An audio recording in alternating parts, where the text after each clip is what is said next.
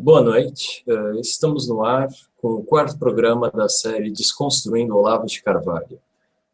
Tenho comigo o meu irmão Carlos. Boa noite. E com vocês, o professor Caio Rossi. Boa noite, Caio.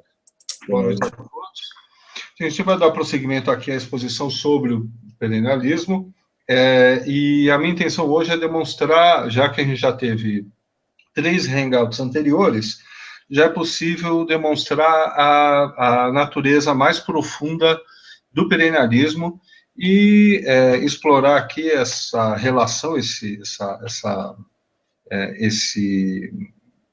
a relação que tem o perennialismo com o Olavo de Carvalho, né, já que ele se diz ainda um perennialista. Então, vou passar a compartilhar minha tela.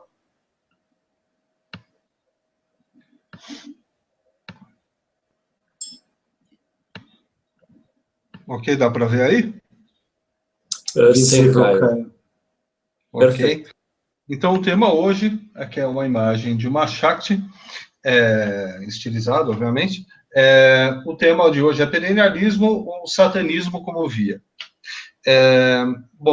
Antes de entrar nesse assunto, a gente vai rever a doutrina metafísica exposta por René Guénon, que é aquela que ele escolhe para promover o perennialismo, o esoterismo, novamente no Ocidente.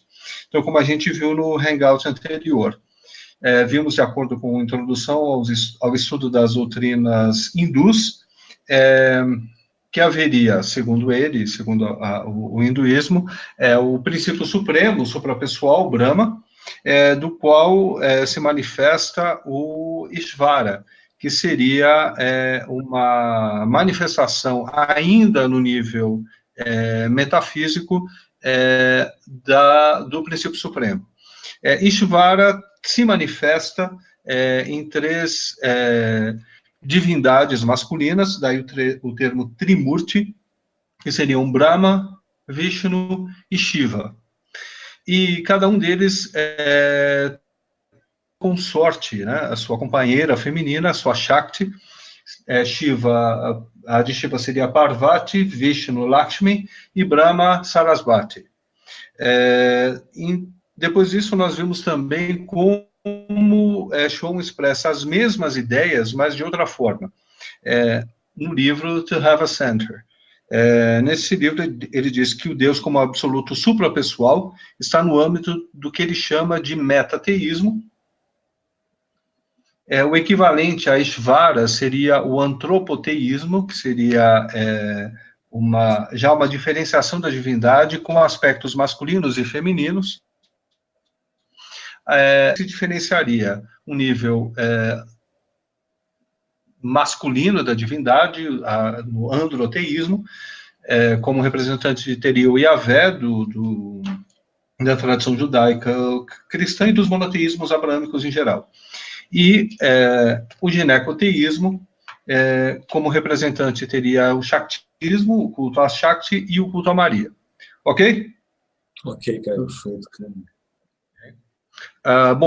E nós vimos também que Martin Lins confirma essa posição, essa exposição de Guénon, e ele diz, eu vou retirar um outro trecho do mesmo texto que eu mostrei na semana passada, no hangout anterior, em que Martin Lins diz que essa doutrina está presente em todo o esoterismo. Então, em todo o esoterismo, encontra-se a mesma doutrina. Haviam me perguntado, nesse meio tempo, se necessariamente o esoterismo teria de adotar essa doutrina. Bom, segundo os perennialistas, ela é universal para todo o esoterismo. Ok? Bom, okay.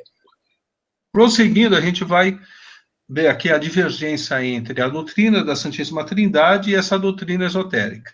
Então, segundo o cristianismo, você teria a Santíssima Trindade, o Pai, Filho e Espírito Santo, mas existe essa divergência entre o esoterismo e o cristianismo.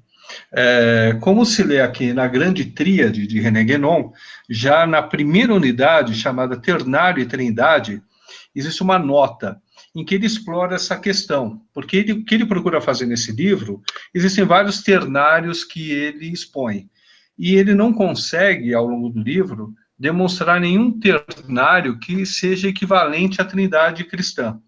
Então ele diz que dos vários diferentes ternários vislumbrados na tradição hindu, talvez o único que poderia, em certos aspectos, ser comparado com a Trindade cristã, embora naturalmente o ponto de vista será ainda muito diferente, é o ternário Sat Chit Ananda. Então, ele mesmo reconhece que, ok, a gente pode até tentar ver certos aspectos da Trindade cristã, mas não existe um equivalente, seja no hinduísmo ou no taoísmo, que é o tema desse livro mais especificamente.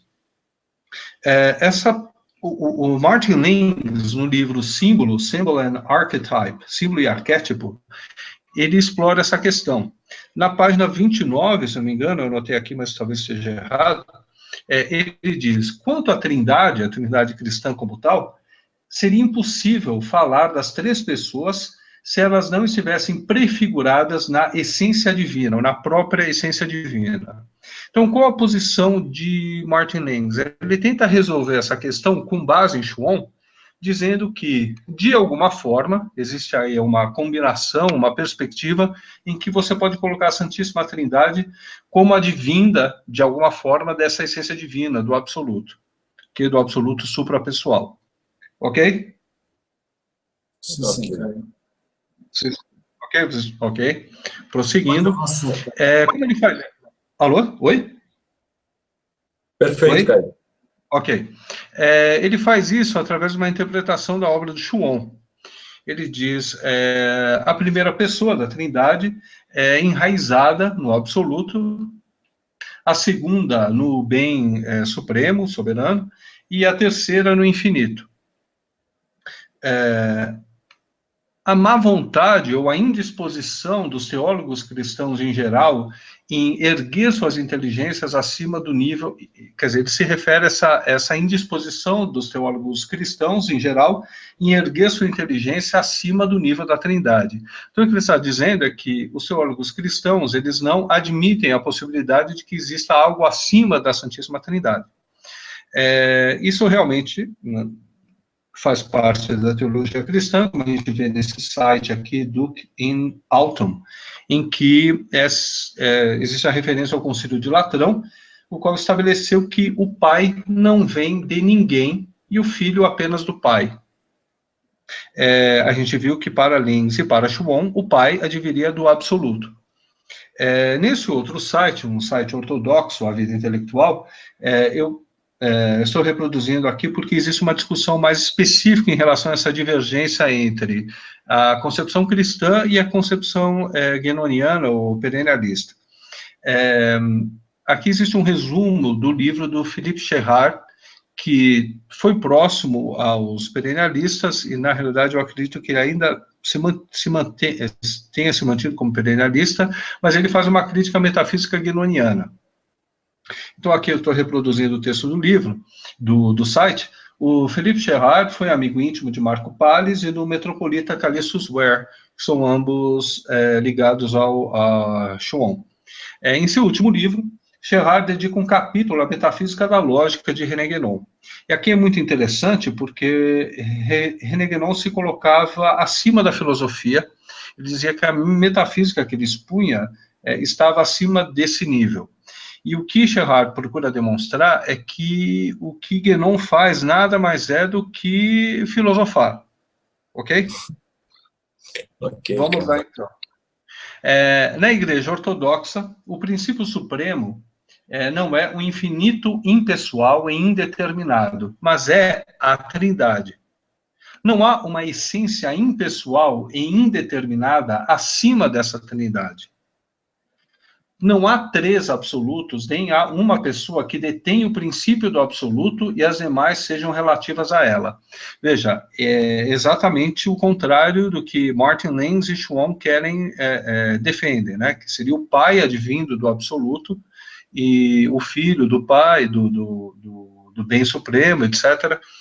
E ele, então, explica melhor a posição cristã. E é muito interessante esse texto, por isso que eu fiz questão de reproduzir quase integralmente. Mas a ideia da trindade é imposta aos cristãos da maneira que o absoluto lhes foi tipificado pela revelação divina, ou seja, o absoluto revelou-se como sendo essencialmente paradóxico, independente do que a lógica de Guénon possa achar disso, né? Para Guénon, a doutrina metafísica tem de se sujeitar aos critérios da lógica, e é a esses critérios que a inteligência humana deve se acomodar ao formular a ideia de absoluto. Para o cristianismo, a inteligência humana deve se adaptar ao datum, à informação, ao dado metafísico proveniente da revelação, mesmo que esse implique em violar as leis da lógica. Para os mestres doutrinais da tradição cristã ortodoxa, a discriminação e demonstração lógica é tão plenamente empregada quanto em Guénon, com a diferença que é empregada dedutivamente, não para cima, na tipificação do próprio absoluto, que é o que Guénon procura fazer. Ele vai, ele abstrai, ele filosofa, apesar de ele se negar, inclusive, a validade da filosofia nesse campo. Isso seria, para eles, extrapolar, quer dizer, para os santos padres, seria extrapolar os limites aos quais se aplicam, às vezes, a lógica. Não é competência da dialética definir o absoluto, mas da revelação direta ou da inspiração profética. A ratio, a razão, precisa de um ponto de partida, por definição, e não poderia, portanto, fornecer seu próprio ponto de partida. A ratio é finita e relativa. Tudo bem? Deu para acompanhar? Perfeito. Okay? Então, a posição cristã é que você tem os dados da revelação e, a partir deles, é que você raciocina sobre a natureza divina, e não no processo, no raciocínio feito por Guénon para justificar a metafísica hindu, apesar de que ele faça questão de dizer que ele não está filosofando.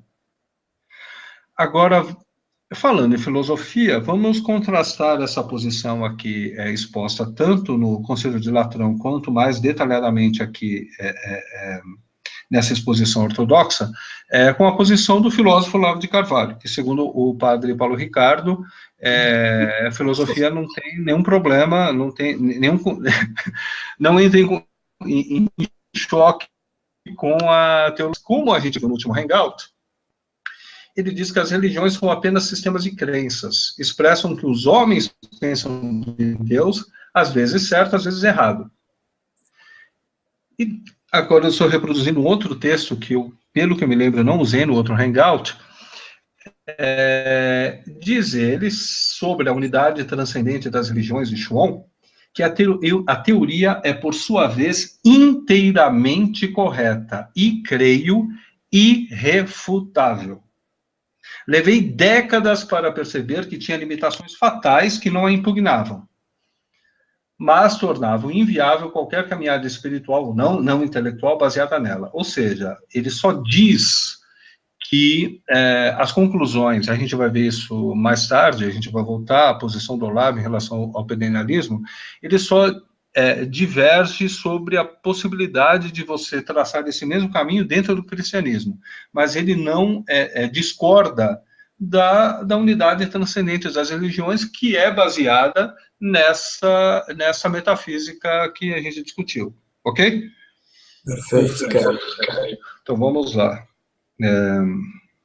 Agora, a gente vai explorar melhor quem seriam essas três divindades do Trimurti, esses três deuses masculinos, em sua correspondência simbólica na tradição cristã ou no gnosticismo cristão. Ou seja, quando eles estão falando, quando o Guénon está falando de Brahma, de Vishnu, de Shiva, se você fizer a transposição simbólica, ou melhor, a transposição simbólica que eles fizeram, que comparação eles fizeram?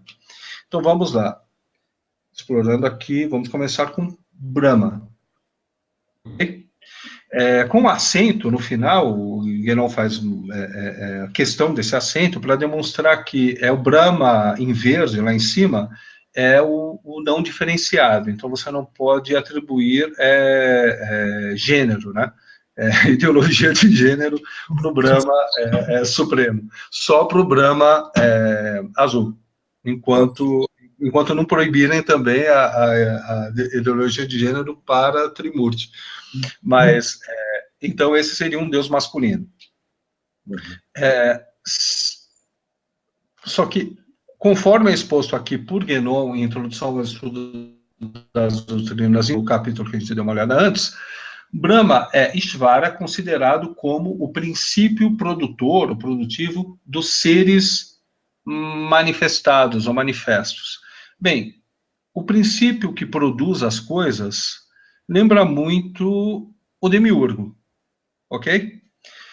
Bom, Guénon tem um texto sobre o demiurgo, é um texto da juventude, geralmente os guénonianos, ou perennialistas, descartam esse texto, dizendo que, não, essa é de uma época da juventude dele, ele tinha 20 e poucos anos, e ele ainda estava na igreja gnóstica, e, bem, ele mudou de posição, então não se pode dizer que Guénon defendesse a existência do demiurgo com base nesse texto.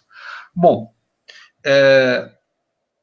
um muçulmano, Sufi, que escreveu um importantíssimo livro com uma crítica ao perennialismo, chamado Perennialismo à Luz do Islã. Ele é um ex-perennialista que se converteu ao Islã, a uma tarika Sufi tradicional, Tijani, e escreveu um livro criticando a posição de Guénon de um ponto de vista do sufismo dito tradicional, que a gente vai ver que ele realmente não resolve a questão, mas tem muita informação importante sobre a história e o pensamento e os vínculos do René Guénon. Bom, nesse livro, ele demonstra de forma bem convincente que, segundo o próprio Guénon, ele manteve suas posições metafísicas praticamente intactas desde antes de ter escrito aquele artigo sobre o demiurgo. Então, segundo o próprio Guénon, ele não renegou a posição dele sobre o demiurgo.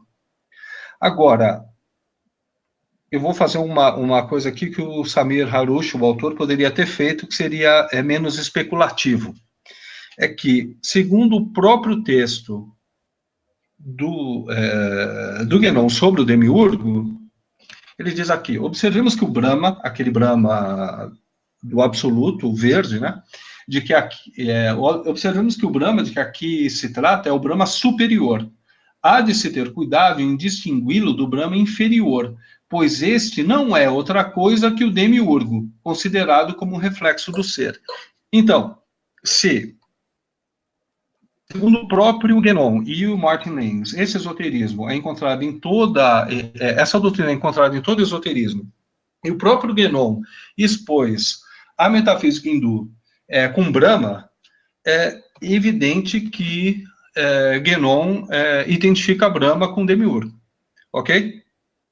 Ok, velho. Okay. Bom, prosseguindo, temos aqui Vishnu. A quem corresponderia Vishnu? Segundo o mesmo livro, o mesmo capítulo, Vishnu é Ishvara, considerado como o princípio de preservação e animação dos seres. Nesse outro artigo, alguns aspectos do simbolismo do peixe, René Guénon analisa o simbolismo do peixe, que é também um simbolismo cristão. Ele diz o seguinte: na Índia, a manifestação na forma de peixe é considerada como a primeira de todas as manifestações de Vishnu. Aquela que marca o início do presente ciclo e que é, portanto, diretamente relacionada com o ponto inicial da tradição primordial. E ela é verdadeiramente, e é verdadeiramente como Salvador que Vishnu aparece em algumas de suas manifestações que correspondem aos momentos de crise na história do mundo. Agora, a ideia de Salvador é também explicitamente relacionada ao simbolismo cristão do peixe. Já que quando o peixe significa ou representa o Cristo, o seu nome em grego é traduzido como Jesus Cristo, Filho de Deus, o Salvador. Ou seja, ele está fazendo uma relação aqui simbólica entre Jesus Cristo e Vishnu. Martin Lins também vai pelo mesmo caminho, diz ele. O hinduísmo também tem os avatares, e isso um cristão pode muito bem entender. Ou seja, as manifestações, a descida da divindade. É claro que um cristão não reconheceria o descenso, né, a descida dos avatares hindus, porque para o cristão médio, só pode haver uma manifestação, né, que o hinduísmo reconhece a descida de uma possibilidade inexaurível e as an inexhaustible possibility, e nomeia 10 avatares que ajudaram a manter a vitalidade da religião até o dia presente, até o presente dia. O hinduísmo reconhece o Buda como o nono avatar de Vishnu. Ou seja, e qualquer pessoa que estuda hinduísmo sabe disso, Vishnu é a origem dos avatares. Então, existe uma relação, aquele que traz a lei para a salvação. Então, existe aí uma relação simbólica do peixe como salvador e como avatar. Então, é evidente que ambos os autores identificam Cristo com Vishnu, ou seja, que Cristo seria uma manifestação de Vishnu, como um avatar, ok? Sim, sim, sim. Essa é um tanto quanto óbvio, mas eu gosto de usar a obra dos próprios autores para demonstrar a relação que eles mesmos estabelecem, ok? Agora, é muito mais difícil você encontrar o que eles têm a dizer de Shiva. Então, a gente vai se esticar um pouquinho aqui, eu não vou resolver o problema de Shiva agora, a gente vai dar uma volta para chegar até Shiva, porque eles não gostam muito de dar de bandeja a identificação simbólica que eles fazem de Shiva com o simbolismo ou as concepções cristãs, ok? Para isso, a gente vai retornar à ideia de Prakriti, que a gente já viu no hangout anterior. Segundo, voltando aqui à grande tríade de René Guénon, no primeiro, de volta à primeira unidade, ele diz o seguinte: a Virgem Maria, né, a Virgem, é uma imagem perfeita de Prakriti, que a mesma chama de terra. A gente já viu esse como um dos simbolismos de Prakriti, como uma matéria-prima da tradição aristotélico-tomista.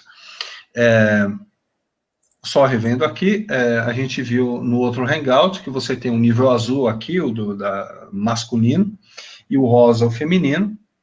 Separando aqui, você teria à esquerda da tela, o nível metafísico, divino, e, esquerda, e à direita você teria o nível da criação, a manifestação universal.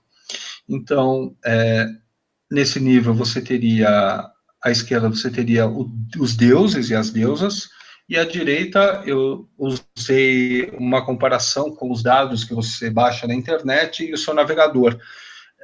Os dados, a informação seria Purusha, e o que recebe essas informações seria Prakriti, ok? Ok, cara. Só revendo esses conceitos para ficar mais claro. Bom, no simbolismo da cruz, no capítulo 5º, a teoria hindu dos 3 gunas, Guénon diz o seguinte: os 3 gunas são, na realidade, a própria Prakriti. Então, para a gente entender Prakriti, a gente tem que entender os 3 gunas.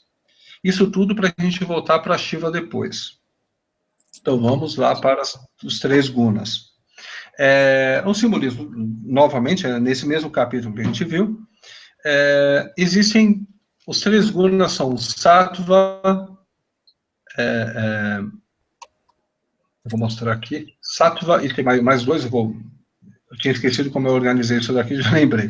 Então vamos lá, um por um. Sattva é a conformidade à pura essência do ser, que é idêntica à luz do conhecimento, Jnana, simbolizada pela luminosidade das esferas celestes, que representam os estados superiores do ser. Então, Prakriti seria composta, primeiramente, por Sattva. Rajas é o impulso que provoca a expansão do ser em um dado estado. E Tamas, a obscuridade, assimilada à ignorância, a vidya, a raiz escura, negra do ser. Então, Prakriti seria composta de Sattva, Rajas e Tamas. O que exatamente significa isso? Que para ver o mundo sensível, né, para ver a existência, você tem que ter um vetor descendente, um vetor que vá para baixo, um vetor que corresponde a um processo de transformação ou destruição, ao mesmo tempo que seria Tamas. Sattva seria o oposto, uma tendência a subir, a tomar formas superiores àquelas que existem atualmente, e Raja seria um princípio que tende a manter as coisas conforme elas estão, tende a perpetuar as formas. Então, você teria na existência essa briga ou conjunção dessas três forças que tornam possível a existência do mundo sensível. Ok? Ok, sim. Então, vamos lá. Portanto, Sattva, ou a tendência ascendente, sempre se refere a estados que são superiores. Então, Sattva seria aquilo na manifestação que nos leva em direção a estados superiores àquele que nós ocupamos agora. Falar de estados superiores, sem conhecer exatamente a metafísica dos estados múltiplos do ser, é um pouco difícil de explicar, então vai ficar só a ideia em geral, sem a gente entrar muito em detalhes sobre a questão de estados superiores. Tamas é a tendência descendente para estados inferiores. Quanto a Rajas, é uma situação intermediária entre os estados superiores e inferiores. E ele defende que o símbolo da cruz do cristianismo simboliza esses três vetores da existência. Então, aqui a gente teria a cruz, Raja seria simbolizado pelos braços da cruz, porque é a tendência estabilizadora.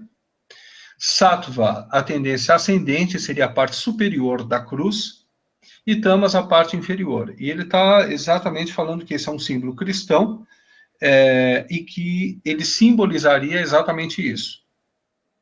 Mas veja que a gente está passando por esses conceitos em busca de Shiva. Então, a gente vai continuar nessa busca. Então, vamos lá. No livro, voltando ao símbolo e arquétipo do Martin Lenz, no capítulo 4, o simbolismo da tríade das cores primárias, páginas 34 e 35, ele trata dessa questão também. E ele identifica as cores que simbolizam cada um dos três gunas. Segundo ele, Sattva seria simbolizado pela cor branca, segundo ele não, né, na tradição hindu. Rajas pela cor vermelha e Tamas pela cor negra, pela cor preta. Só que ele sabe, como ele está tentando explicar a relação entre gunas e a existência do mundo sensível, ele tem um problema aqui, que é como se pode dizer que essas cores estão na base da formação do mundo físico, se elas não são cores primárias, né? O branco, na realidade, é uma conjunção de cores, o preto é a ausência de cores, né? Então, como é possível que essas três cores deem, que na realidade o branco é várias cores e o preto é uma não cor, como eles podem ter dado origem a todas as cores que você tem no universo, né? Ele tenta resolver essa questão fazendo um pastiche, que chega a ser muito engraçado esse capítulo, porque ele mesmo reconhece que ele está um pouco aqui forçando a barra. Mas o que ele tenta fazer é o seguinte: olha, existe uma relação entre essas cores e as três cores primárias. O vermelho né, que na realidade seria o magenta, mas seria, tudo bem, a cor do Rajas você pode manter, mas só que ele tenta demonstrar que você pode relacionar Sattva com a cor amarela e Tamas com a cor azul. Mas, assim, é um dos capítulos mais engraçados da história do perennialismo. O exercício simbólico que ele faz, e ele mesmo acaba admitindo que tem umas certas inconsistências no que eu fiz. Eu acho que a maior inconsistência é o seguinte: as cores primárias, como eu estava falando com o Jorge outro dia, as cores primárias que se usa na arte não são as cores primárias da física. Segundo a física, o verde não é a combinação das frequências, que ele fala isso mesmo, mas ele precisava estudar não só metafísica, como física, né? A cor verde, por exemplo, não é uma mistura das frequências de duas cores, ela tem sua própria frequência. Enfim, é um capítulo patético na história do simbolismo universal, e que é o mesmo simbolismo que o nosso amigo Siddhartha Gugu, utiliza na sua aulinha de Saturno, ok? O simbolismo das cores. Só uma coisa, Caio, para avisar o público que a gente vai falar disso no futuro, não se preocupem. Não, okay. O Gugu é um personagem que nós gostamos bastante, é bem rico. Caio, força. Sim. Dando prosseguimento, agora a gente, ainda em busca de quem seria Shiva, a relação entre Trimurti, os três deuses masculinos, e Prakriti, ok? Voltando ao mesmo livro do Martin Lenz, no mesmo capítulo, ele diz o seguinte: Brahma é o princípio produtor dos seres manifestos, exatamente aquilo que o Guénon afirma. Ele, portanto, corresponde à vida, com Rajas como seu guna e o vermelho como a sua cor. Então, aqui, Rajas, Brahma, Demiurgo. Rajas, no nível de Prakriti, no nível da manifestação universal, no nível da criação. Brahma seria de onde, ou a origem de Rajas, né? Que Brahma seria equivalente ao Demiurgo. O Vishnu preenche a função do Logos, então, novamente, a relação Logos, Vishnu, Cristo, no sentido estrito, com Sattva como seu guna e o amarelo como a sua cor. Então, temos lá Sattva, Vishnu e o Cristo. E Tamas? Então, vamos lá. Shiva, que exterioriza o infinito, é o princípio transformador, que significa que ele é, a priori, a força, o poder que termina, que dá cabo às existências dos planos inferiores com vista à sua regeneração. É o princípio transformador. Ele destrói para criar. Ele corresponde à verdade, com Tamas como seu guna e o azul como sua cor, ou negro, de acordo com o ponto de vista. Então, ele identifica Tamas, não exatamente identifica, mas ele relaciona Tamas com Shiva. Mas a gente ainda está em busca de quem seria Shiva na tradição cristã. A gente começa a entender o que está acontecendo, então, quando a gente descobre que Tamas tem relação com Shiva. No livro Gnose, a Sabedoria Divina, do Fritjof Schuon, ele explica exatamente de que se trata Tamas ou Shiva. Diz ele: aqui a serpente é o que os hindus compreendem como Tamas, a tendência descendente, tenebrosa, compressiva, que comprime, e, ao mesmo tempo, dissipadora e que dissolve, dissolvente. Que, no contato com a pessoa humana, se torna personificada como Satã.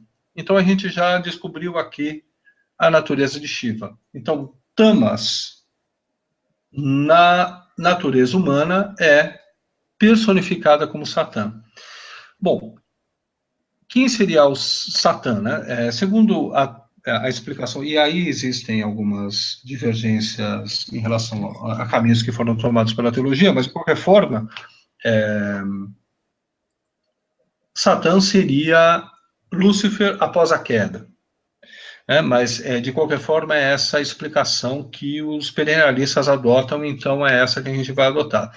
Então, se existe uma relação entre Satã e Tamas e Shiva, e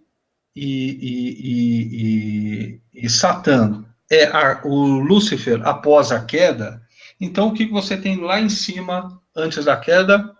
Shiva, ou seja, antes da manifestação de Lúcifer no plano sensível, no ser humano como Satã. Não sei se deu para entender o raciocínio. Uhum. Ok? Bom, então a gente tem, revendo aqui, Cristo, Vishnu, Demiurgo, Brahma, Shiva. Bom, mas a gente viu que Sattva, Rajas, Tamas não são exatamente seres, né? Eles seriam vetores da existência, né? Tendências da existência. A gente vai tentar entender exatamente como os perennialistas entendem essas divindades e essas forças ou tendências ou vetores. Bom, e exatamente o que eles pensam de Satã. Primeiro a gente vai ver o que o cristianismo diz de Satã e depois o que o perennialismo diz de Satã. A gente já sabe exatamente o que o cristianismo diz do Cristo e a gente sabe o que o cristianismo diz do conceito de demiurgo.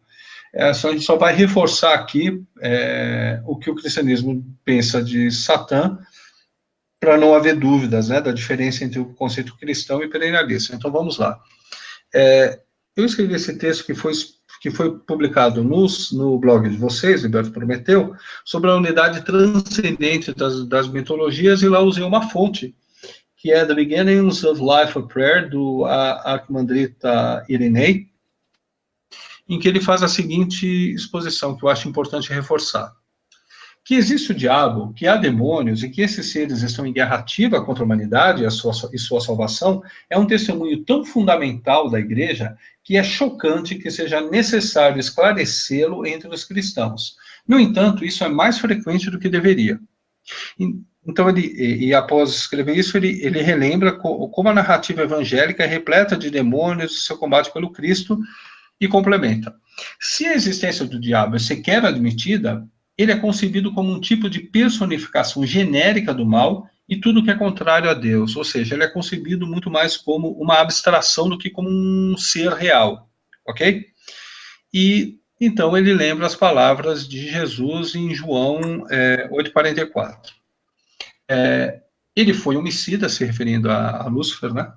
As palavras de Jesus. Ele foi homicida desde o princípio, não se firmou na verdade, porque não há verdade nele. Quando ele profere mentira, fala do que lhe é próprio, porque é mentiroso e pai da mentira. Bom, temos então a posição cristã e vamos à posição perennialista.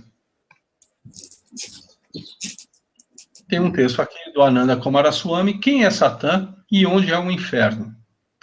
Tem um capítulo do Guénon no livro O Erro Espírita sobre o mesmo assunto e com a mesma posição, mas eu acho o texto do Ananda Coomaraswamy mais interessante. Sobretudo sabendo que ele tinha ligações com Crowley, antes de ter ligações com Guénon. Inclusive, ele trocou de esposas com Crowley, então a coisa fica mais instigante vendo o texto do Ananda. Vamos lá. O pai do Rama trocou... É o pai do Rama, sabe-se lá de quem o Rama era filho, mas vamos lá. Sim, porque a gente, né, vai saber de quem era o pai do Rama Coomaraswamy. Continuemos. Ele, Satã, então uma pessoa, meramente uma personificação, por exemplo, ou seja, uma personalidade postulada. Quem é ele e onde? Ele é uma serpente ou um dragão? Ele tem chifres e um rabo venenoso? Um rabo venenoso? Ele pode ser redimido e regenerado como Orígenes, e os muçulmanos creem?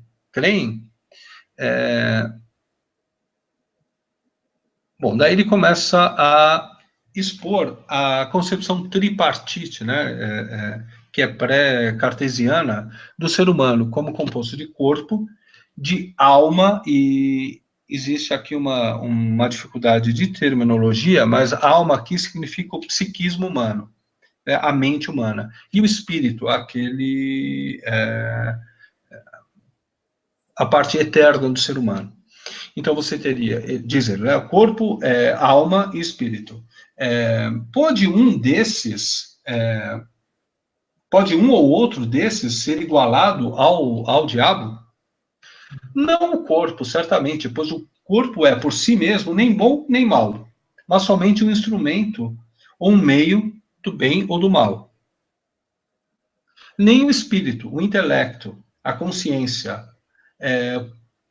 pois ele é, por hipótese, a melhor parte do homem e a sua parte mais divina, incapaz de erro por si mesmo e nosso único meio de participação na vida e na perfeição, que é o próprio Deus. Sobra somente a alma, o psiquismo. Aquela alma, aquele psiquismo que todos devem odiar e todos os que devem ser discípulos de Cristo devem odiar, então ele entra em São Paulo e tudo mais.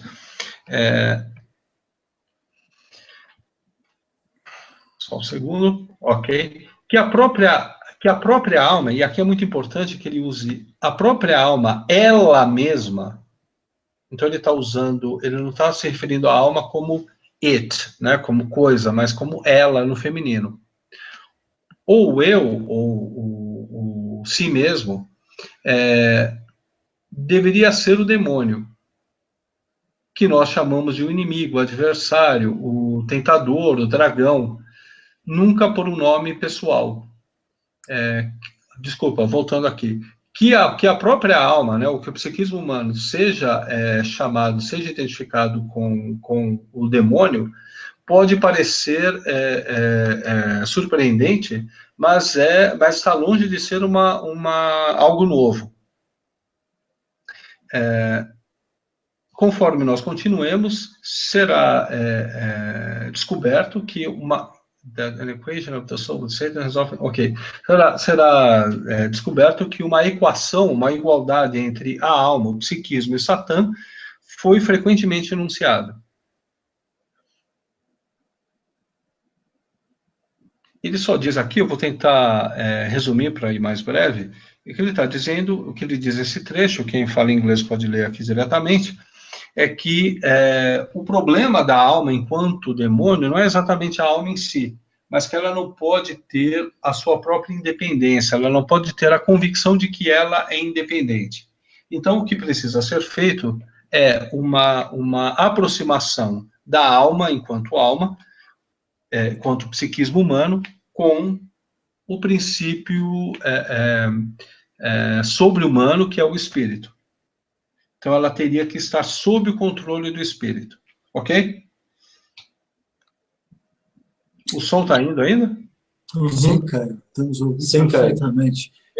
E qual que é a ideia aqui? Vejam que se a alma é Satã, e Satã é o Lúcifer após a queda, qual a intenção aqui? Iblis é o Lúcifer islâmico. Então, é uma ideia islâmica, e mais especificamente sufi, da regeneração de Iblis para que ele se torne novamente um querubim. O que é uma impossibilidade segundo o cristianismo. Ok?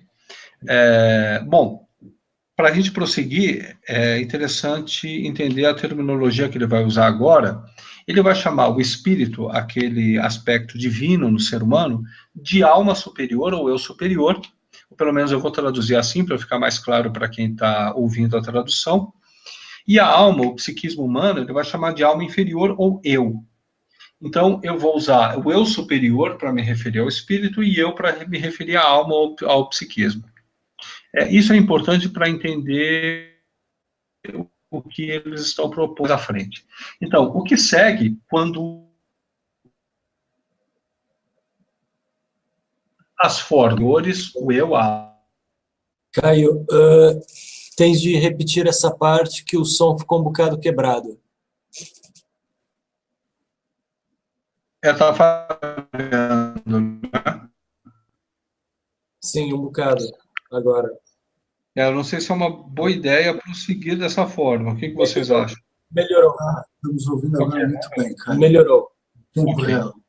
Pode continuar aí desde o princípio dessa frase. Ok, eu vou fazer o seguinte aqui, porque eu não quero ficar traduzindo trecho por trecho, então eu vou mostrar aqui, vou resumir, ok? Quem fala inglês consegue ler direto. Ele está dizendo o seguinte, que existe um eu superior, que é o espírito, e um eu inferior, que é a alma ou o psiquismo, e que eles têm que se tornar como se fosse um fosse o outro, de acordo com o que se lê no Upanishad. Tem que haver um casamento entre a alma e o espírito. Ou seja, tem que lembrar que ele identifica a alma com Satã. Então, na realidade, tem que haver um casamento entre Satã e a sua alma, ou seu espírito. Ok? Continuando. Portanto, o Satã não é uma pessoa real, é um postulado da personalidade. Uma personalidade postulada como uma legião, porque haveria, em cada indivíduo, você tem a alma, o seu psiquismo e o Satã de cada um. E o que precisa ocorrer com esse Satã ele tem que se reintegrar com o seu espírito, com o aspecto divino do ser humano, para que ele se torne novamente Lúcifer. Ok? Ou Shiva. Perfeito, cara. Deu para entender? Ok. Sim. Bom, e qual a relação disso, mais especificamente, com o perennialismo ou o gnosticismo? Bom, aí agora a gente vai voltar para o Guénon, na introdução ao estudo das doutrinas hindus. Ele fala da Trimurti, ele diz que cada indivíduo se identificará no hinduísmo, ou seja, no hinduísmo você tem várias tendências, várias possibilidades, e de acordo com a natureza de cada indivíduo, eles vão escolher um caminho melhor. Então, alguns vão seguir o caminho de Vishnu, outros o caminho de Shiva, alguns com ênfase nas Shaktis, outros não, ok? Mas ele fala o seguinte, ele faz a seguinte observação. Deve-se, porém, adicionar que o shivaísmo, o culto a Shiva, que é menos difundido que o vishnuísmo e dá menor importância aos ritos exteriores, é ao mesmo tempo mais elevado, de certa forma, e leva mais diretamente à pura realização metafísica. Ele está dizendo que o caminho de Shiva, ou seja, o caminho de Lúcifer, mesmo que o caminho de Cristo, o caminho de Vishnu, dê resultado, mas se você quiser mesmo acelerar o processo de gnose, você tem que seguir o caminho de Lúcifer, o caminho de Shiva. Isso pode facilmente ser inferido da própria natureza do princípio que gives first place, só um segundo, eu estou traduzindo e lendo ao mesmo tempo, né? Of the principle which gives first place for transformation. Ou seja, que se infere do princípio que ele prioriza, que é o da transformação, que deve ser entendido aqui no seu sentido etimológico estrito, que implica passar além da forma, ou seja, transformar, ir além da forma. Que somente aparece como uma destruição de um ponto de vista muito contingente na manifestação. Ou seja, o que seria aparentemente uma destruição, na realidade é o passar além da forma, nesse caso, além da forma humana, para uma forma que transcenda a individualidade. Passando do manifesto para o não manifesto, representando o retorno do ser a imutabilidade eterna do princípio supremo, ou seja, a reintegração com o todo, com o absoluto. Essa é a principal função do shivaísmo / luciferianismo. Correto? Deu para entender o raciocínio? Não sei se a relação ficou clara. Estamos porque temos de ter atenção, é preciso ter muita atenção, cara. E eu estou ligando isso tudo com a aula, deixa lá. Ok. Sim, exatamente. Então, fica claro, fica evidente que para o perennialismo, o luciferianismo é o melhor caminho e é o gnosticismo que eles defendem. E mais, eu nem vou reproduzir esse trecho que ia ficar muito longo, segundo o próprio Guénon dá a entender, essa seria, na realidade, a tradição primordial. O que bate com a revelação cristã, né? Se você lembrar que houve a queda dos anjos, e você tinha essa presença dos anjos caídos primeiro, e depois você tem a revelação judaica e cristã, essa teria que ser realmente, até pelo que é sugerido pelo simbolismo cristão, a tradição primordial mesmo. Porém, tanto o judaísmo original, né, quanto o cristianismo se colocam em contraposição a essa tradição primordial.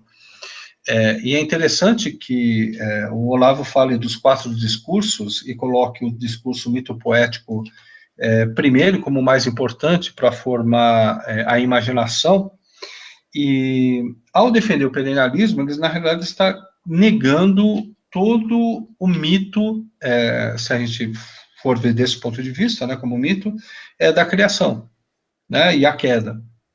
Para você defender o perennialismo, você tem que considerar todo o simbolismo que você encontra no Gênesis como errado. Porque ele está sugerindo exatamente o oposto do perennialismo. Obviamente, para um leitor mediano, como até recentemente eu me encontrava como leitor do perennialismo, essa coisa pode não ficar tão clara, mas é muito difícil imaginar que alguém que foi mucada do Shuon no Brasil ignore a verdadeira natureza, né, porque a função dele era guiar outros nesse processo. De qualquer forma, vamos continuar aqui. Bem, esse luciferianismo, esse shivaísmo, ele se encontra não só numa visão mais hinduísta, mas você vê também no sufismo. E é isso que eu vou tentar demonstrar agora. Bom, esse livro, Satã, uma biografia, foi publicado no Brasil em 2009. E ele traz as diferentes perspectivas sobre Satã. Essa é a capa do original e essa é a versão brasileira pela editora Globo. A revista Super Interessante fez uma resenha sobre esse livro quando ele foi lançado. E diz aqui, uma das versões de Satã mais fascinantes talvez seja encontrada no islamismo. Também chamado Iblis, no caso seria mais especificamente Lúcifer, né? O demônio dos muçulmanos é um anjo caído, assim como o dos cristãos e o dos judeus.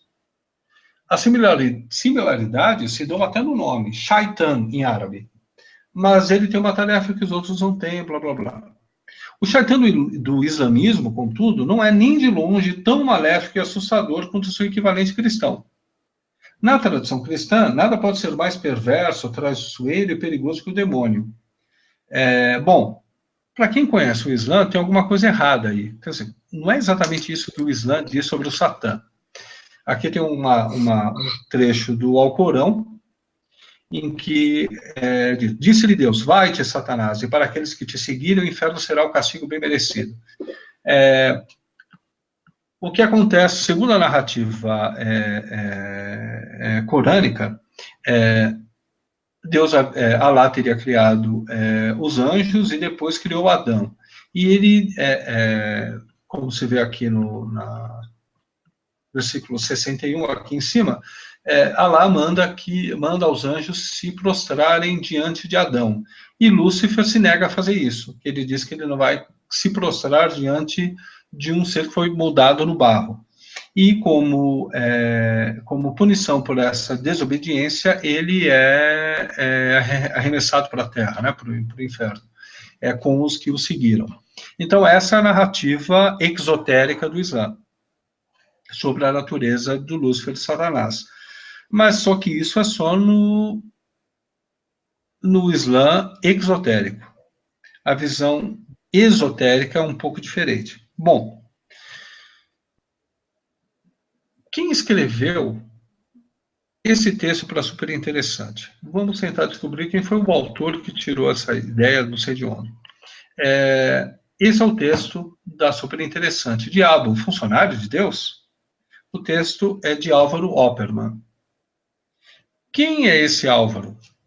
Vamos lá tentar descobrir. Segundo a revista Época Negócios, aqui ele é um jornalista, pelo menos então era um jornalista da época, e aqui é o perfil dele no Facebook. Gaúcho. Álvaro Oppermann, sim, gaúcho, mas que até então morava em Fez, no Marrocos. Esse é o Álvaro Oppermann, mas temos uma outra foto dele. Olha o Álvaro. Ora, vejam só, essa foto pode ser verificada aqui nesse link, Missão Cumprida, Agente Provocador. Temos a foto aqui da tarica do Thales, e lá atrás temos o Álvaro Oppermann. Então, ele é muçulmano. Aqui é aquela tese de mestrado. Então, ele é muçulmano e ele não sabe o que o Islã diz sobre Satã?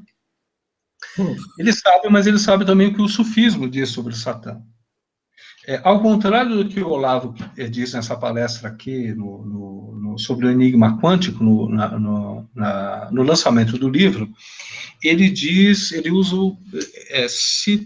faz uma referência a Al-Hallaj, que é um místico islâmico que foi condenado à morte porque ele teria entrado num transe místico e dito que ele era a verdade, que ele era lá. Ele teria saído pelas ruas, afirmado isso, e isso o levou a ser sacrificado, punido e sacrificado devido a essa heresia. O Olavo se refere a isso dizendo que o mundo islâmico nem sempre foi muito receptivo ao esoterismo. Mas a realidade, e o Olavo certamente teria que saber isso, Al-Hallaj não foi condenado simplesmente por ter dito que ele era Alá. Ele foi condenado porque ele defendeu Satã. Né? Então, tem aqui, esse livro pode ser baixado da internet, ele faz um apanhado geral sobre Iblis, o Satã, o Lúcifer, a luz negra, o satanismo no Islã. Ele cita aqui 3 místicos sufis que defenderam Satã. Porque qual que é a perspectiva do sufismo? Olha, na realidade, isso foi um teste que Alá fez com Lúcifer, como fez com Abraão. Ele estava testando a obediência de Lúcifer. Lúcifer só se prostraria diante de Alá. E como o Islã enfatiza o monoteísmo, ao se negar, se prostrar diante de Adão, ele, na realidade, foi um exemplo para os muçulmanos. Então, ao contrário do que diz o exoterismo, Lúcifer é não só um bom muçulmano, como ele é um muçulmano exemplar. Como os sufis têm que atingir a contemplação da unidade divina, então Lúcifer é um exemplo especificamente, sobretudo, para os sufis. Ok?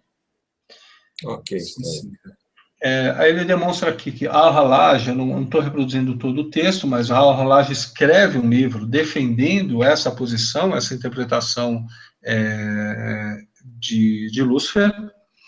A mesma coisa é feita pelo irmão do imã Al-Ghazali, que na realidade nem era tão ortodoxo assim. Ele é contrário, ele se coloca publicamente contrário. Ele não fala sobre isso nesse texto, mas o imã Al-Ghazali se coloca publicamente contrário a certas manifestações do esoterismo, mas porque ele deixa claro, não, isso tem que ser feito em privado. Você não pode expor isso. Então, na realidade, Al-Ghazali não era contrário, o imã não era contrário ao que o irmão fez. Ele só deixava claro que isso não poderia ser feito em público. Ok? Que é defender, entre outras coisas, defender Satã, né? Ou Lúcifer. E também o sheik do Al-Ghazali. Ok?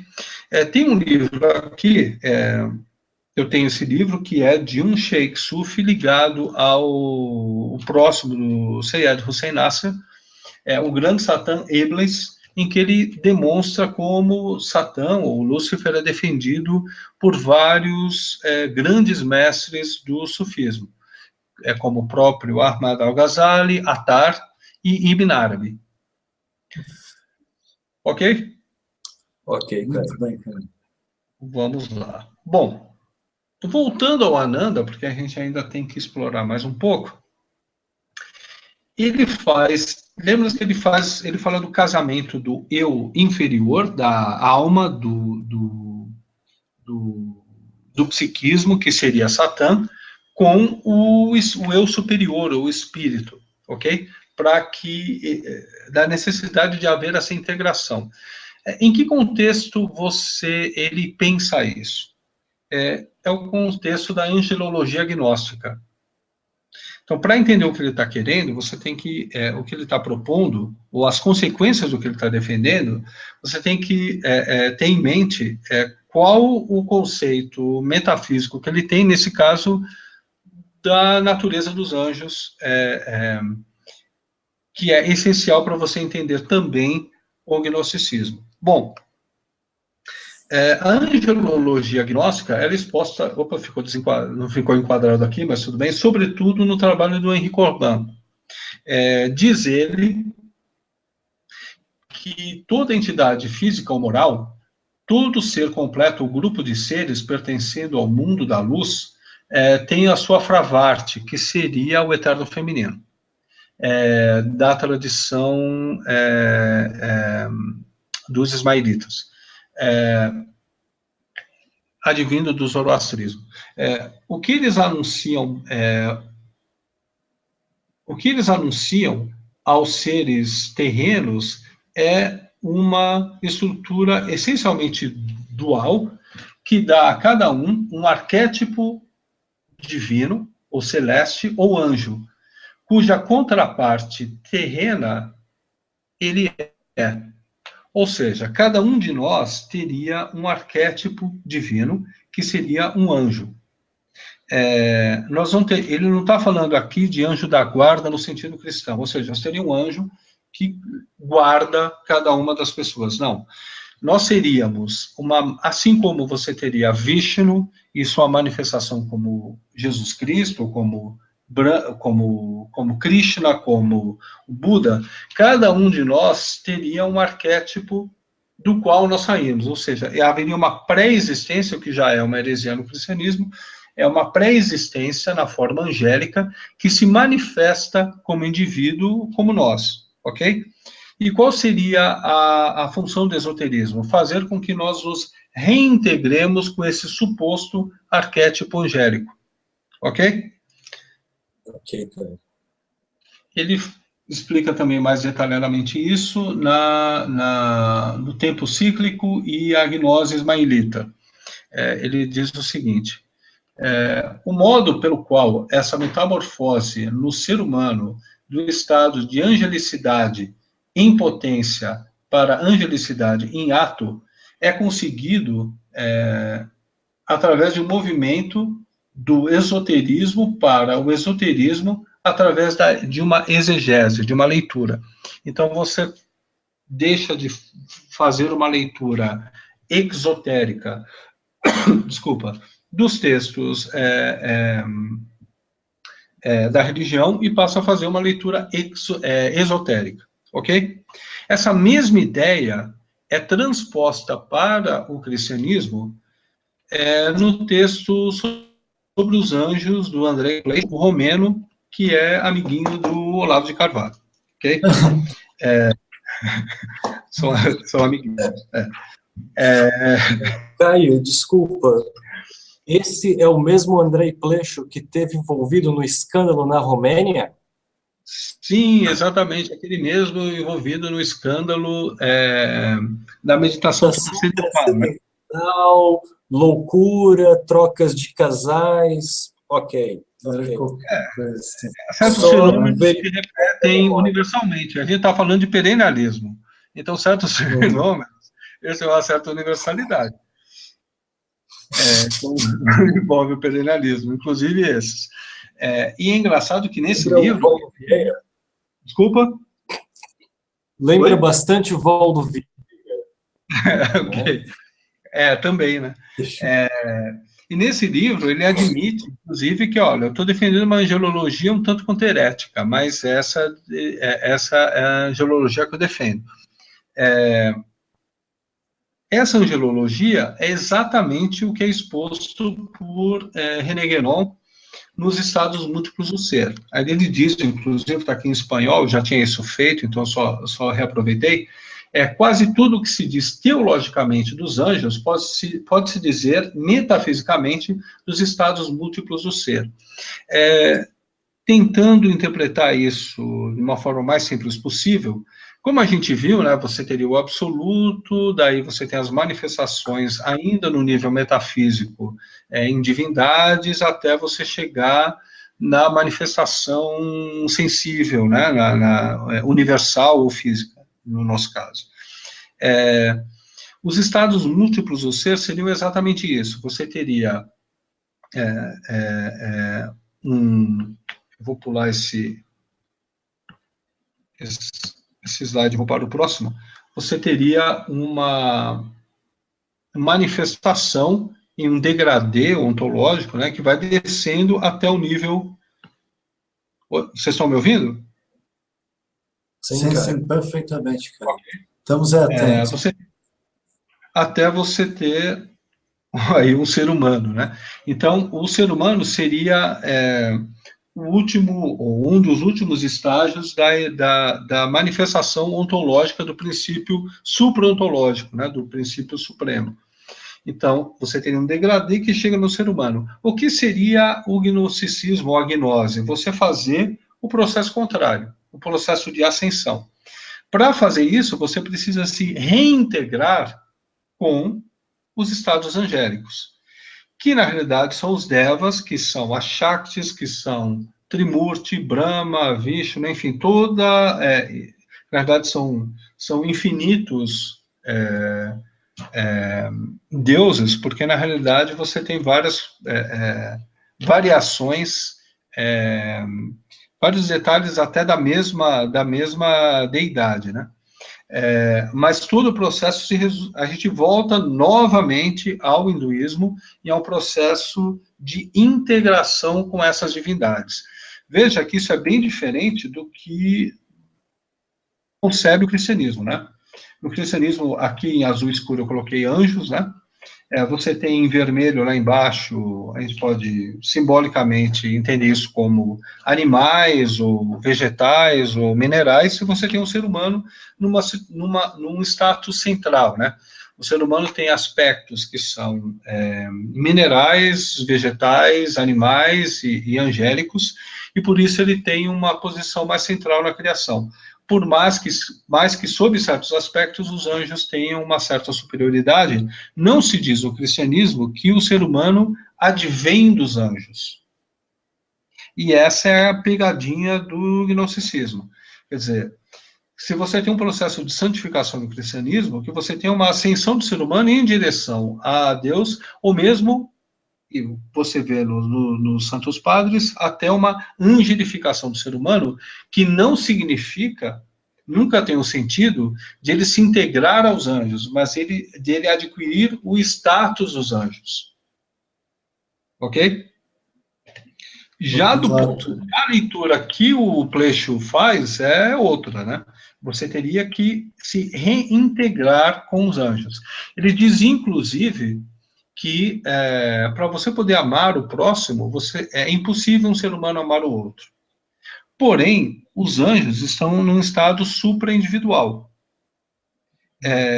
Portanto, através do seu anjo da guarda, você pode amar o seu próximo. Então, você se integra com o seu anjo da guarda, você se angelifica, nesse sentido, é muito próximo à ideia de possessão, né? Quer dizer, você tem que se integrar com o seu anjo para poder amar o próximo. Então, você... Oi? Desculpa, Caio, é muito próxima, tipo, e isso configura possessão. É claro, é claro. Não há outro método para descrever possessão senão isso. Quer dizer, eles estão integrando a alma com um anjo, não é?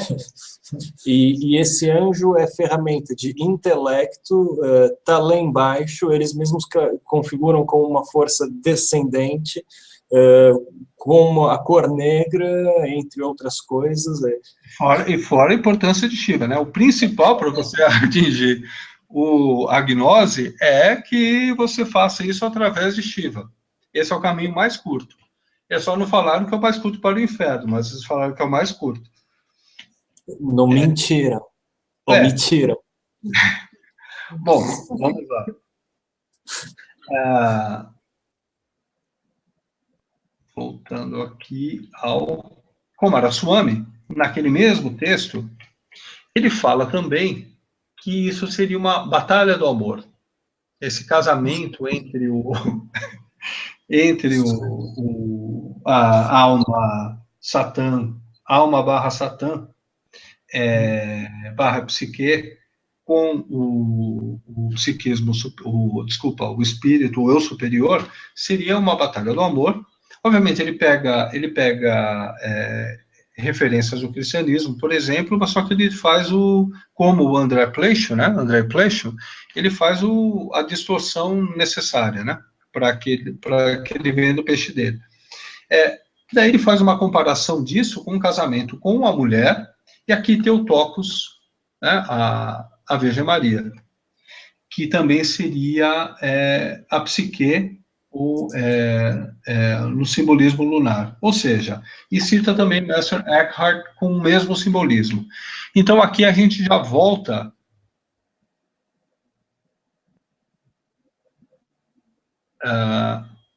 eu estou pulando aqui para ir mais rápido. A gente já volta na relação entre Shivaísmo e Shaktismo.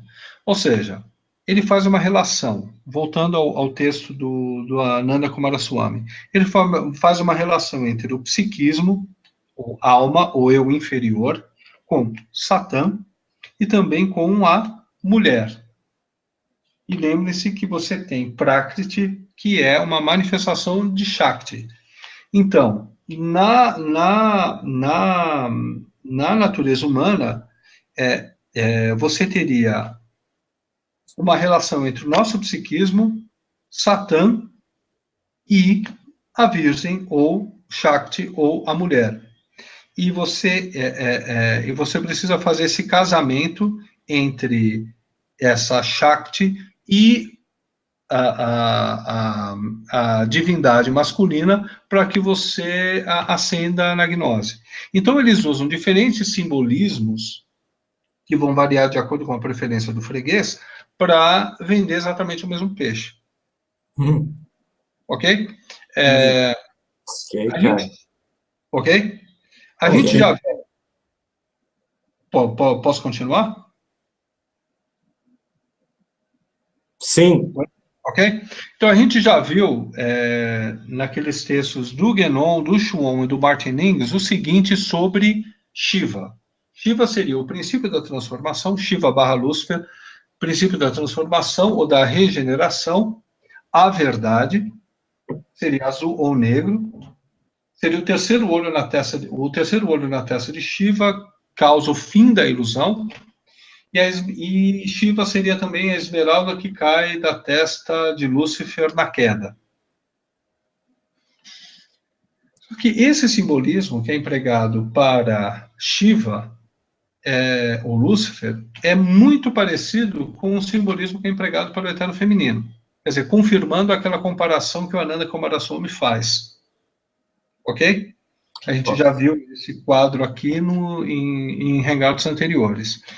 E é também o que Chuon diz nesse texto aqui, a gente já deu uma olhada, sobre a serpente identificada com Tamas e Satã, ou seja, o mesmo simbolismo da serpente, a serpente enrolada da Kundalini, que gera gnose, que se manifesta como Maria ou como a pedra negra que tem na Kaaba, exatamente o mesmo simbolismo, só que transferido, num caso, para Shiva, né, aplicado a Shiva, e outro para o eterno feminino. A gente encontra isso também nesse texto do Guénon. A gente já viu isso, acho que no segundo, no terceiro hangout, acho que no segundo hangout. Pinda no hinduísmo, semente divina em cada indivíduo, que é o luz no judaísmo, igual ao coração, que tem relação com o segundo nascimento, com a transformação, é aquele processo que Shiva permite a transformação do indivíduo. É a subida de Pinda na base da coluna para o coração, o olho na testa, lembra do olho de Shiva, e até atingir a coroa na cabeça. E você tem também, naquele mesmo texto do Guénon, a serpente da Kundalini enrolada na Pinda, que a Pinda é a pedra negra, que no hermetismo é necessário ir para as profundezas da terra em busca da pedra oculta, que permite a retificação, a transformação do indivíduo, que é a subida após a queda, essa ascensão ao despertar da Kundalini, a pedra oculta da imortalidade. Ou seja, qual o simbolismo aqui? Você teria a queda de Lúcifer como uma pedra, né? Quer dizer, o que cai da testa de Lúcifer seria Satã, que é simbolizado por uma pedra que desce até a Terra. Esse mesmo simbolismo você teria da Virgem, quer dizer, ou do eterno feminino, que também desce para a Terra. E é através dela que você volta, através do processo gnóstico, né? Da gnose, você ascende novamente. Por que eles acreditam que isso seja possível? Tamas, quer dizer, o princípio descendente, ele leva a uma rarificação, ou seja, você tem um processo de solidificação, porque você tem a manifestação no plano sensível, então as coisas se solidificam, e Tamas, o Satã, né, seria o princípio, não seria, na realidade, uma entidade, mas seria um princípio de materialização. Só que, conforme ocorre essa solidificação, existe, ao mesmo tempo, uma tendência a essa solidificação chegar ao limite. Então, ao invés de você... É como se você tivesse um barro que está muito seco, tão solidificado, ele começa a se desfazer. Quando ele se desfaz, porque ele chega ao extremo da solidificação, ele permite que o vetor contrário, que é o vetor ascendente, leve a um processo de gnose. Ou seja, em termos práticos, que é o que você vê no shivaísmo, através da prática de orgias, sacrifícios, todas as práticas que são moralmente condenadas, você acelera esse processo de solidificação. Só que ao fazer isso e ao mesmo tempo praticar os ritos de Vishnu, é como se você estivesse descendo, levando ao limite para que essa vida ao extremo de excessos destrua ou vá tornando mais rarefeita essa natureza mais material e permite que os ritos de Vishnu tenham um melhor funcionamento, porque eles deixam de ter um vetor contrário descendente. Eu não sei se fui muito claro, a minha intenção é entrar em detalhes sobre isso no próximo Hangout. Mas é aquele problema, né, Caio? A pessoa que vai precisar de bastante tempo. Sim. Eu tenho um slide em que isso fica visualmente mais claro, mas essa é a ideia. A ideia é levar a solidificação, e nesse caso, a quebra da regra, ao extremo, ao mesmo tempo em que você pratica os ritos. Os ritos de Vishnu, ou do cristianismo, te permitiriam a salvação. Só que como você está destruindo o seu ego, né, o seu ser, o seu eu, através da prática extrema do contrário da lei, supostamente, cumprir os ritos teria um resultado mais rápido. É como se você pegasse o cristianismo, o satanismo, e fossem métodos complementares. É por isso que o Chuon fala, olha, eu tenho que representar Vishnu e Shiva muito próximos, porque eles estão sempre relacionados. Vocês viram que Brahma estava de um lado, Vishnu e Shiva estavam acoplados, porque os dois normalmente são usados como um método.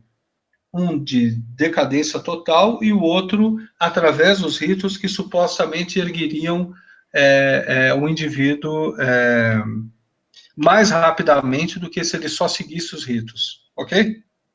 Sim, sim. Ok, Caio. Bom, mas a gente vai voltar nesse assunto. Bom, já vimos acima, né, que o Olavo diz que a teoria é, por sua vez, inteiramente correta e creio irrefutável. Ele também deu uma entrevista ao site Islamidades, é um site muito interessante, que é um site de Olavete, que se diz católica, com estética islâmica, em defesa do Islã. É muito curioso esse site, mas... Perene. É muito perene, O que ele diz a entrevista?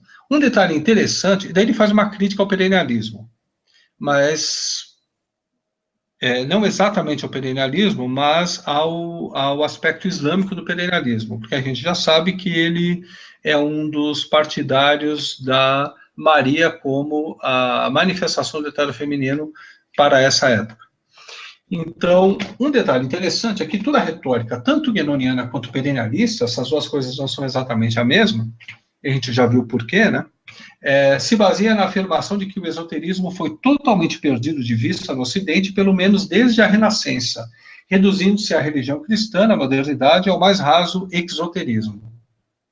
Daí concluíam esses doutrinários que uma injeção de sufismo era necessária para salvar o Ocidente de si mesmo e reatar os elos da civilização com as suas raízes cristãs mais remotas. Acontece que no Ocidente o esoterismo só foi perdido na esfera da cultura acadêmica, mas fora dela continuou pujante e vigoroso, inspirando praticamente todos os grandes escritores e poetas do mundo ocidental. Daí, a gente vê aqui nesse artigo do Olavo os poetas, né, e os escritores que ele recomenda. Sófocles, Dante, Shakespeare, Camões, Cervantes, Goethe, T.S. Eliot, Yeats, Thomas Mann, e assim vai. E ele também complementa aqui, a Bíblia tem de ser relida o tempo todo. Não leia o Evangelho em busca de religião, leia como narrativa de alguma coisa que realmente aconteceu. Atenção especial para Mateus 11, 1-6, que é o trecho dos Evangelhos, que, segundo a leitura dele, defende o cristianismo como fato e não como doutrina. Onde o próprio Jesus ensina o critério para você tirar as dúvidas a respeito dele. Pense nisso o tempo todo.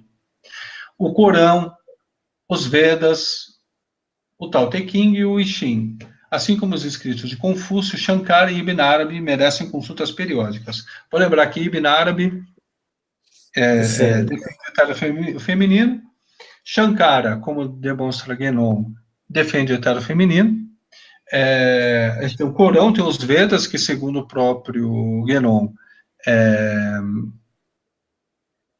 confirma o tantrismo como uma tradição primordial.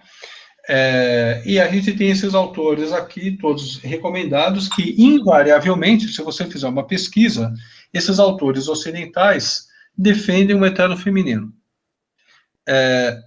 Um exemplo. Rudolf Steiner escreveu esse livro, Isis, Maria, Sofia, em que ele defende o eterno feminino. O Olavo, no Throughout Speak, de 13 de agosto de 2007, diz o seguinte sobre Rudolf Steiner. Vou tentar tocar aqui, não sei se vocês vão ouvir. Agora tem aqui, pergunta Carlos Campos, pergunta, qual a sua opinião sobre o trabalho de linha filosófica Rudolf Steiner, né, Antroposofia, Pedagogia, Waldorf? Olha, eu conheço muito pouco isso, muito pouco. Eu, na verdade, eu só li um livro do Rudolf Steiner, que é a obra científica de Goethe, que é um livro muito bom, um dos melhores estudos que existe a respeito. Mas as doutrinas propriamente ditas do Rudolf Steiner, eu conheço muito por alto para ter uma opinião. Não tenho, como estudioso de Goethe, não tenha dúvida de que o homem é uma capacidade. Outra pergunta do próprio Carlos Campos. Você acredita? Ok? Ok, Caio. Bom, então o Olavo diz aí que ele não conhece Rudolf Steiner direito, e que mas que ele tem um ótimo estudo sobre Goethe. Que Goethe é um dos autores que o Olavo recomenda. Bom, isso daqui o Olavo escreveu no Orkut em 2005. E a então secretária dele tem uma cópia disso, porque fui eu que enviei a ela. Dois dos meus filhos estudaram numa escola Waldorf e não se deram mal. Waldorf é um método de ensino, a pedagogia criada por Rudolf Steiner. A escola era bem melhor do que a média das suas equivalentes particulares ou públicas, mas não sei se isso era devido à pedagogia Waldorf em si. Ao contrário, a flexibilidade nada dogmática com que ali se adotavam os ensinamentos de Rudolf Steiner, diferentemente do que acontece em outras escolas da mesma linha. Li muito Steiner. Vamos voltar aqui, 2007. Olha, não conheço Steiner direito. 2005. Li muito Steiner e, sinceramente, o único trabalho, aqui pelo menos coincide, o único trabalho de real valor que encontrei nele foi o estudo sobre o método científico de Goethe. Daí, vamos aqui ao Rudolf Steiner Archive. Fazer a busca do que ele escreveu sobre Goethe. É esse livro aqui. E o que ele escreve sobre Goethe? Em harmonia com todo o simbolismo místico, Goethe representa a natureza superior do homem como feminina, entrando em união com o espírito divino. Pois, nas últimas linhas, diz Goethe, o eterno feminino nos eleva para cima, nos leva para cima. Então, Goethe é um dos autores que ele recomenda, ele gostou muito desse estudo, eu até imagino por quê, né? E é um dos autores que mantiveram o esoterismo no Ocidente. Mas tem mais, né? Outros autores que ele também cita, esse estudo pode ser baixado na internet, que fala sobre o eterno feminino. E mais, né? Esse texto aqui do Olavo de Carvalho, René Girard e a coletividade homicida, para colocar esse problema de maneira mais clara, foi um evento com a presença do René Girard, uma mesa redonda, e o Olavo faz uma colocação. Eu tenho esse texto, inclusive a resposta do René Girard, ele praticamente nem responde ao Olavo. Mas, de qualquer forma, o Olavo diz o seguinte: para colocar esse problema de maneira mais clara, eu vou sugerir a leitura comparativa de dois livros. Um é do próprio professor Girard, que é o Teatro da Inveja, sobre Shakespeare, o qual interpreta toda a obra de Shakespeare à luz da teoria do desejo mimético, da inveja e do bode expiatório. O trabalho do Girard é todo sobre moral cristã, né? O outro livro, que interpreta a obra de Shakespeare no sentido interior e místico, é o de Martin Langs, que se chama The Secret of Shakespeare. São as duas melhores obras que já se escreveram sobre Shakespeare. As interpretações que elas nos apresentam são radicalmente diferentes e se colocam em planos distintos, mas pessoalmente não vejo antagonismo entre elas. Só que Shakespeare, na leitura de Langs, que você vê nas obras dos perennialistas, como no livro A Treasury of Traditional Wisdom, que o Olavo recomenda muito, do Perry, ele também defende o eterno feminino. Aliás, fala sobre o culto à Virgem Negra.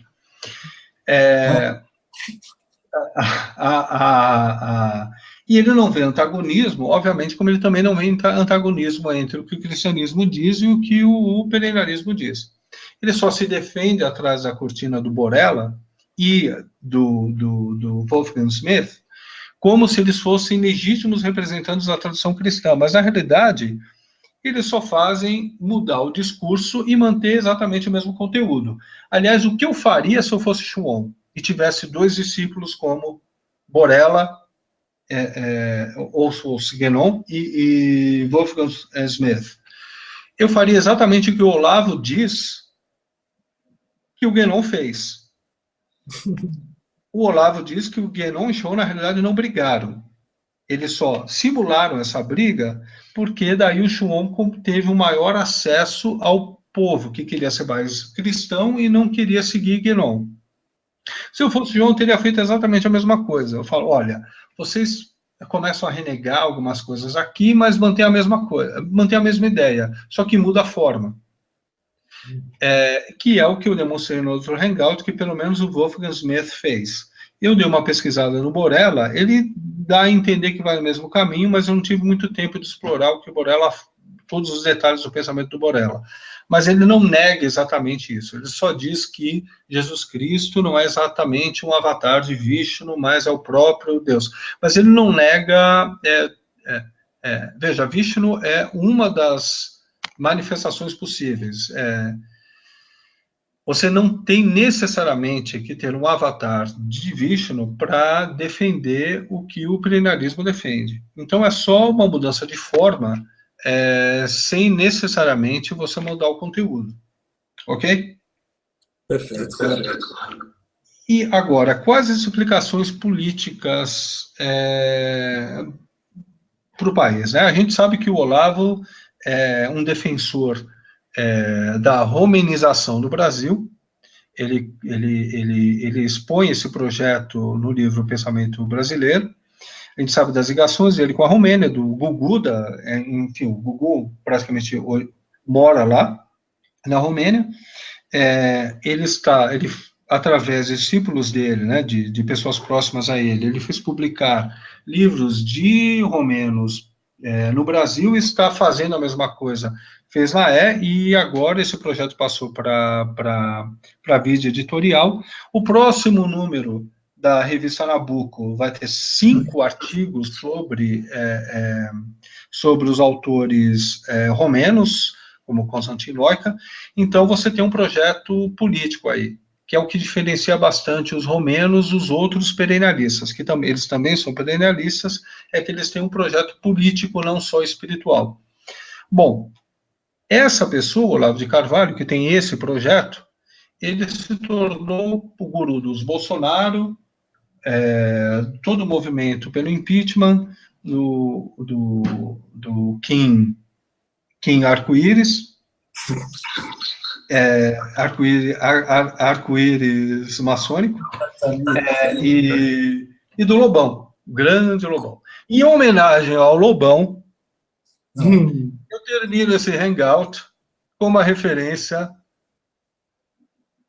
aos Rolling Stones, que eu acho que agora ele vai entender. O que está te confundindo é a natureza do meu jogo. Então, simpatia pelo demônio. Eu acho que, nesses termos, eu acho que fica mais claro para o Lobão, que eu tenho a impressão ainda que ele não percebeu onde ele se meteu, mas, enfim, se ele gostar dos Rolling Stones, até que ele vai estar em boa companhia. Bom, mas... eu escutei uma vez o Lobão contando um relato de uma espécie de fetiche que ele tinha pela figura do Nosso Senhor na cruz, e de uma cruz que ele construiu para se dedicar a certas atividades que ele considerava lúdicas, mas eu digo para ti, se tal ideia tivesse sequer passado na minha cabeça, eu corria para falar com o padre exorcista. Mas continua. Ok, é basicamente isso. Então, eu acho que ficou demonstrado beyond reasonable doubt, né, além de uma dúvida razoável, a natureza do perennialismo e a natureza das forças políticas que estão em ação, ou tentando ter uma ascensão sobre esse movimento do impeachment e construir uma nova direita no Brasil, com ligações, quer dizer, a ligação dos romenos com o perennialismo, que vai ser um assunto de um outro hangout futuro, é bem conhecida. Eles são um dos capítulos do livro Contra o Mundo Moderno, né, esqueci o nome do historiador, que é sobre a influência do perennialismo, é dedicado especialmente aos romenos. O Brasil está tentando sair de uma situação complicada, como eu coloquei no Facebook hoje, né? É difícil saber o que que é pior, se é o Foro de São Paulo ou a Guarda de Ferro Tupiniquim. O Jorge fez uma boa consideração, né? Por acaso a Guarda de Ferro Tupiniquim come fetos? Eles têm canecas mágicas? Eles matam galinha e gato, desejam fundar uma religião global. Será que eles têm um altar de Manat quando eles fazem a oração para Meca, atrás do... Eu acho que a Dilma não tem isso. Olha, mas eu te digo, isso, Caio, isso que você está dizendo, se eles tivessem, era gravíssimo. Era gravíssimo, Caio. Ainda bem que ninguém tem. Ainda bem. Asterix, lembra druidas. Os romanos, de qualquer maneira, no fim, conquistaram aquilo tudo, como a gente sabe, né? E talvez esses que gostem de brincar de mágicos e ainda por cima queiram entrar em assuntos para homens, um dia talvez levem uma bela rasteira. Pois é. Bom, o Brasil parece que está sendo atualmente cobiçado por gente que sabe jogar a sério e era importante os brasileiros olharem para outro lado, que não para essa direita macumbeira, né? E para aquela esquerda que a gente sabe muito bem o que vale, né? As mulheres sapiens e os homens sapiens da esquerda não vão oferecer nenhuma solução. Caio, você tem alguma última consideração a fazer aqui no Hangout, Caio? Não, tá completo. A gente tem o plano de mais, pelo menos os 2 Hangouts, que não são tão urgentes. O mais importante que tinha a dizer né, era sobre o federalismo, foi dito até agora. Obviamente, pessoas vão questionar, sobretudo as pessoas que não leram as fontes ou que não acompanharam o raciocínio, então, enfim. Porque as pessoas preferem que as coisas sejam como elas imaginaram que são, ao invés de se dar o trabalho de tentar descobrir a natureza da coisa.